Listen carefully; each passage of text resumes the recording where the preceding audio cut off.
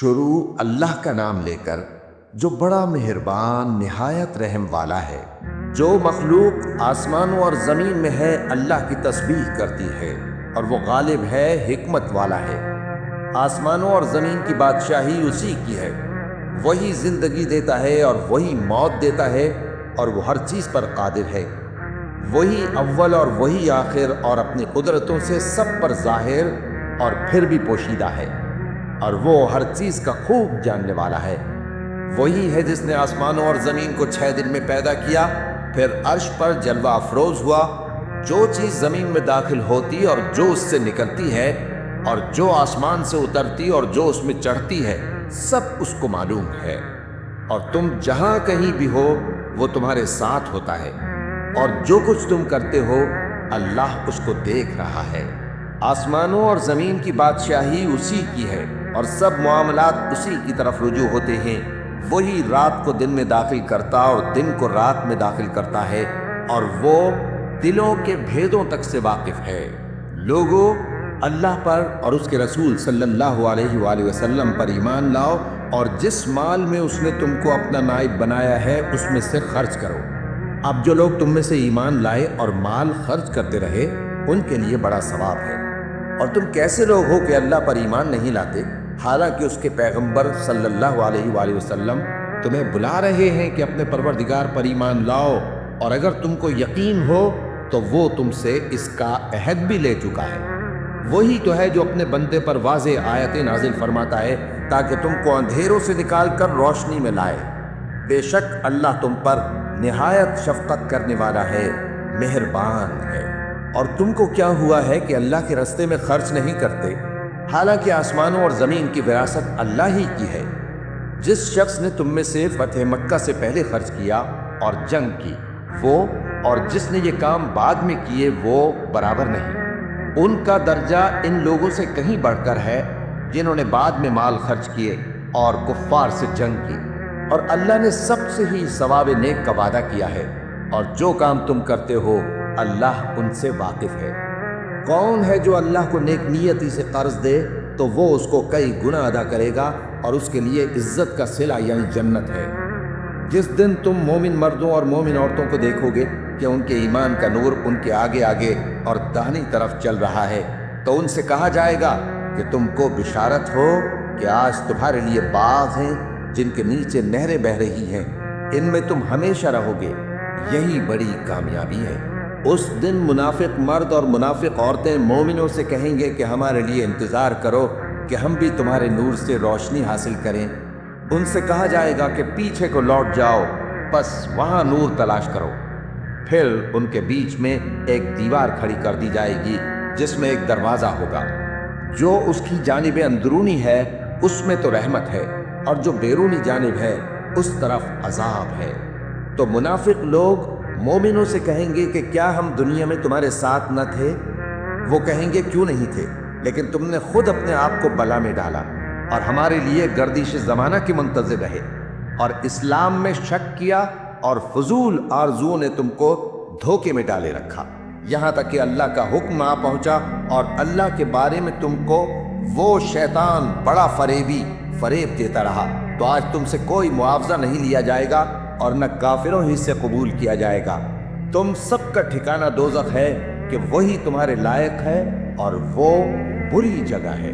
کیا ابھی تک مومنوں کے لیے اس کا وقت نہیں آیا کہ اللہ کی یاد کرنے کے وقت اور قرآن جو حق کی طرف سے نازل ہوا ہے اس کے سننے کے وقت ان کے دل نرم ہو جائیں، اور وہ ان لوگوں کی طرح نہ ہو جائیں جن کو ان سے پہلے کتابیں دی گئی تھیں، پھر ان پر طویل عرصہ گزر گیا تو ان کے دل سخت ہو گئے، اور ان میں سے اکثر نافرمان ہیں۔ جان رکھو کہ اللہ ہی زمین کو اس کے مرنے کے بعد زندہ کرتا ہے۔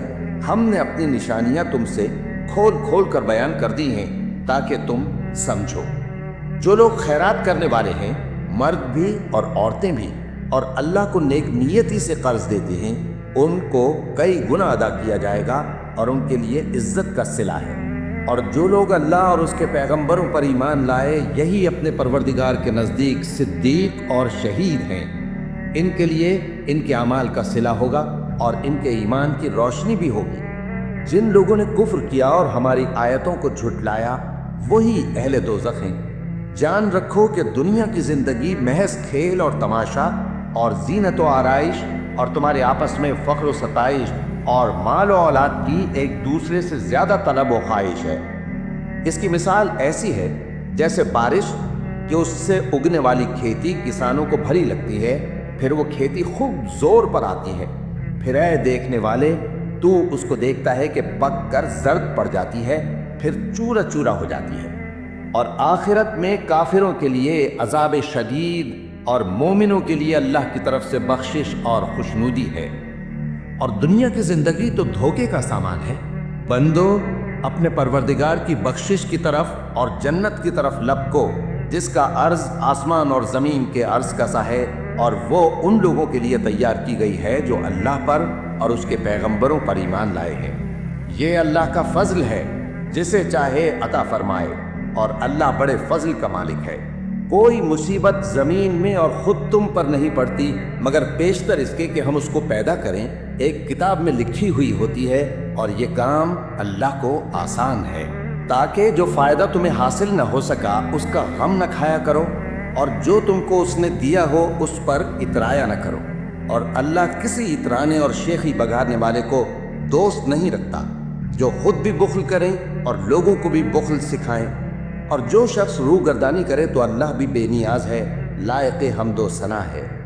ہم نے اپنے پیغمبروں کو کھلی نشانیاں دے کر بھیجا اور ان پر کتابیں نازل کیں اور میزان عادل، تاکہ لوگ انصاف پر قائم رہیں، اور لوہا پیدا کیا کہ اس میں اسلحہ جنگ کے لحاظ سے زور بھی بہت ہے اور لوگوں کے لیے فائدے بھی ہیں، اور اس لیے کہ جو لوگ بن دیکھے اللہ اور اس کے پیغمبروں کی مدد کرتے ہیں اللہ ان کو معلوم کرے۔